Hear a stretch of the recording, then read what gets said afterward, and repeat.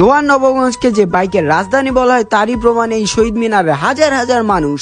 আসসালামু আলাইকুম গাইস, আমি Samu Syed and welcome to দুই চাকার pilot Facebook page and YouTube channel. আজকের শোতে পারফরমেন্স করবে এমএসভিজেড বাংলাদেশ। আর যেহেতু হৃদয় ভাই এমএসভিজেড এ বাইক স্টান্ট শো করে, তাই আমরাও চলে গেলাম হৃদয় ভাই এবং বাকিদের বাইক স্টান্ট দেখে। সকাল সকাল তিনটা বাইক নিয়ে গ্রামের আঁকা বাঁকা রাস্তা এবং হাইওয়ে রাইড এনজয় করতে করতে পৌঁছে গেলাম দোহার নবাবগঞ্জে। দোহার নবাবগঞ্জে পৌঁছে রেস্ট নেওয়ার জন্য ফারদিন ভাইয়ের বাসায় যেয়ে দেখি এমএসভিজেড খুলনা অনেক ভোর বেলায় চলে আসছে। ফারদিন ভাই, রাহুল ভাই এবং দোহার নবাবগঞ্জ রাইডার্স এর প্রত্যেকটা মেম্বারকে ধন্যবাদ জানাই এত সুন্দর একটা শো অর্গানাইজ করার জন্য। একটু বিশ্রাম নিয়ে মুন্না ভাই আমাদের নিয়ে বের হলো দোহার নবাবগঞ্জে একটু ঘুরে দেখানোর জন্য। ঘুরতে আমাদের একটি ব্রিজে নিয়ে গেল, আর এই ব্রিজে নাকি দোহার নবাবগঞ্জ রাইডার্সরা প্র্যাকটিস করে। আমরা যাওয়ার সাথে সাথে কেন জানি না আকাশটা মেঘলা হয়ে গেল এবং নদীর ঠান্ডা বাতাস মনকে প্রশান্তি দিচ্ছে। কিছুক্ষণ প্রাকৃতিক দৃশ্য উপভোগ করার পর আমরা চলে যাই বাসায় যেয়ে দুপুরের খাওয়াটা শেষ করে শো এর গ্রাউন্ডের উদ্দেশ্যে রওনা দিই। শো এর গ্রাউন্ডে পৌঁছে হাজার হাজার মানুষের ভিড় দেখে আমরা বুঝতে পারি কেন দোহার নবগঞ্জকে বাইকের রাজধানী বলা হয়। নবগঞ্জবাসী বাইকের প্রতি ভালোবাসা থেকে এত মানুষ আজকে জড়ো হয়েছে বাইক স্টান্ট দেখবে।